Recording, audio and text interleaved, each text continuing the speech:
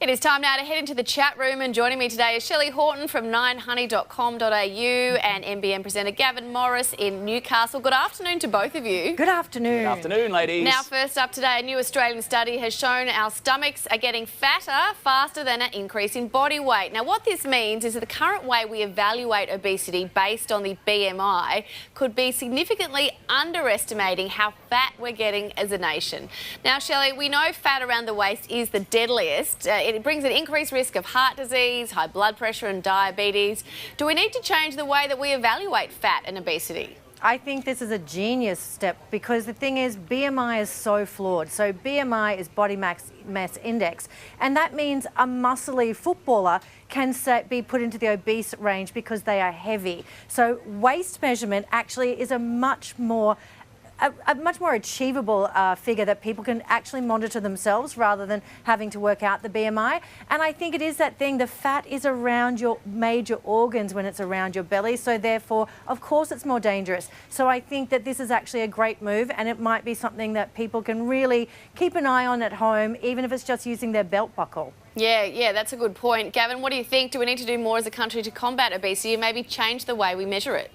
2 days before Christmas? No, not now. Oh, hang on.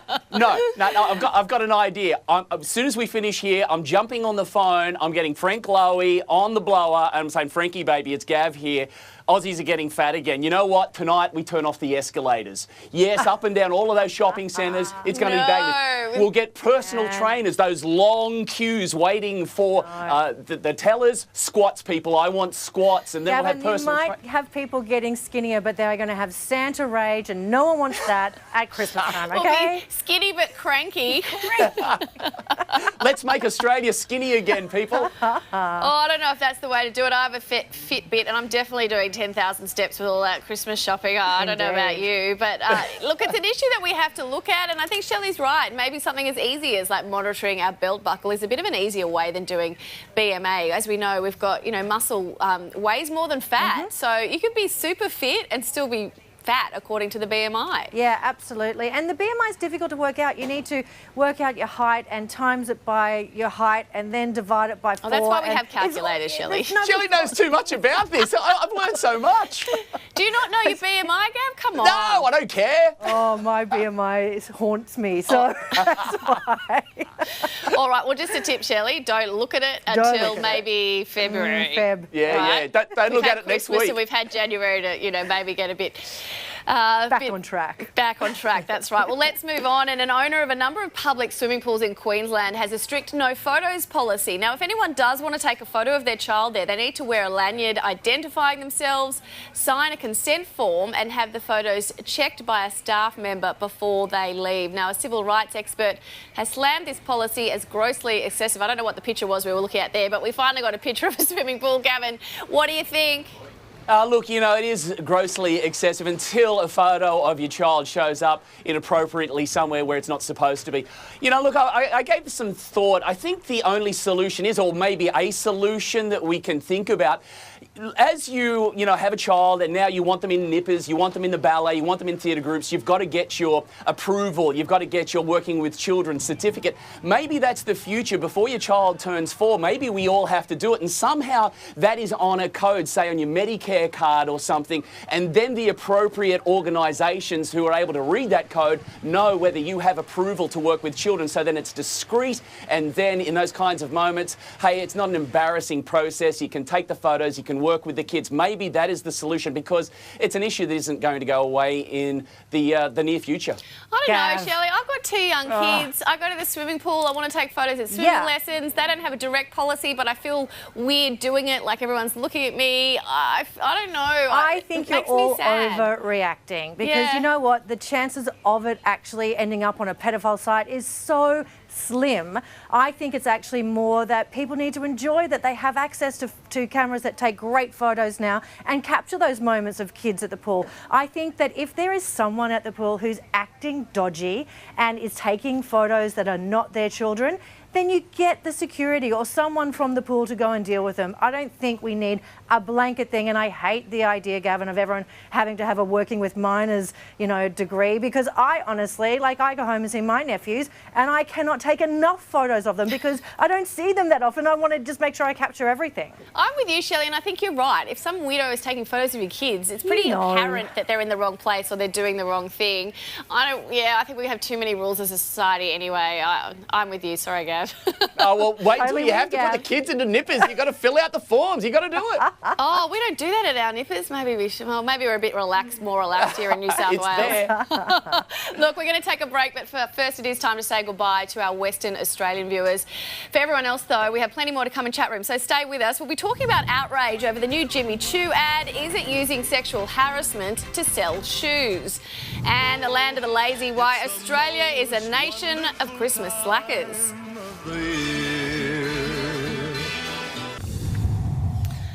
Welcome back to the chat room with Gavin Morris and Shelley Horton. And international luxury shoe designer Jimmy Choo has been slammed for its latest TV commercial, which shows supermodel Cara Delevingne in slinky clothing being catcalled in the street. Now, the brand is copying it on social media, with critics calling it tone-deaf and regressive. Shelley, I guess, given the current climate in the US at the moment with the sexual harassment and the Me Too movement, is this criticism warranted? I mean, it's pretty 1980s if you ask me. Well, I am feminist with a capital F, and I was ready to be outraged, and then I actually watched it and went, it's not that bad. The catcalling is not actually sexualising the woman, it's actually complimenting on her shoes. And as far as I'm concerned, anyone can compliment me on my shoes at any moment, and I am happy with it. If they're making a comment about my body or saying, sexy things, then I'm not happy with that. But I actually don't have too much of an issue with it. I think for me, the thing that I didn't like in this ad is probably that her dress is so flimsy, and I was worried that there was going to be a nip slip at any moment. But on a positive note, she goes and gets a hot dog, so supermodels eat. How about that? Right, yeah, well, I'm glad you pointed that out, Gavin. I'm sure that's something that you didn't notice. What did you think about it? Wow, that is a smoking ad. And honestly, I wasn't expecting that response from Shelley one little bit, let me tell you. Look, the most covered part of her body is her ankles where the Jimmy shoes are. And what about the hot dog moment? She kisses a hot dog, but we don't see her eat the hot dog. No, we don't. And I'm thinking, well, maybe that's why it's not as bad as what we kind of think it will be, because, we don't see her eat it. She throws the wrapper into the bin.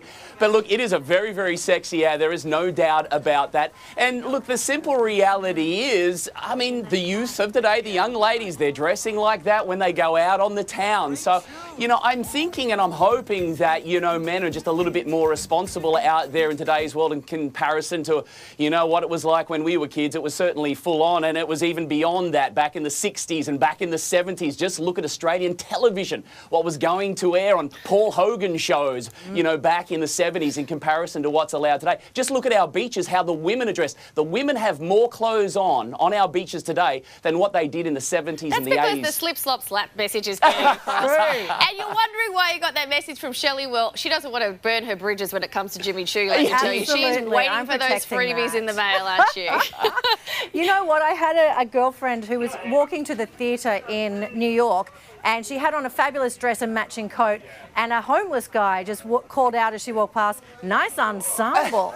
And I'm like, that's the kind of catcall you want. That is fine. Love it. All right, we do have to move on. And are we a nation of Christmas slackers? Now, a survey from Australia Post revealed 20% of shoppers have admitted to only starting their Christmas shopping this week, with men apparently the worst offenders. Look, post levels are back up the last-minute trend, with the biggest ever parcel delivery day in history on Monday, with a whopping 2.5 million packages processed. What do you reckon, Gavin? Are we a nation of slackers, or more to the point, are you?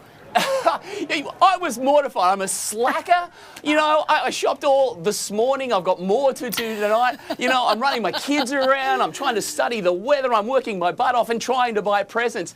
And, I was hurt being called a slacker. I'm trying to be organised. Christmas is really difficult. And, hey, we got thrown a doozy this year. Who put Christmas on a Monday? Right. Seriously, we should just skip Monday Christmases and we just move them further down the week. And then we don't don't have this kind of like whole discombobulated, wow, I've got to get organised a week out. Gav, sorry to interrupt, but just want to let you know, Scoop, Christmas is on the 25th of December every year. So you probably, didn't matter what day it falls onto, you probably could have done it a couple of weeks ago. Shelley, we're nearly out of time, but are you guilty of last-minute shopping?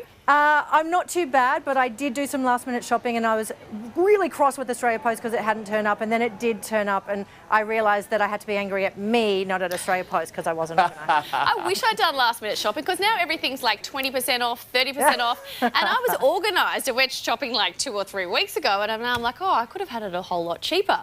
But I must say, I think but it would be more stressful. Yeah. Well, the worst part is for me, the worst part is I've got to do with all those escalators getting turned off tonight. Exactly.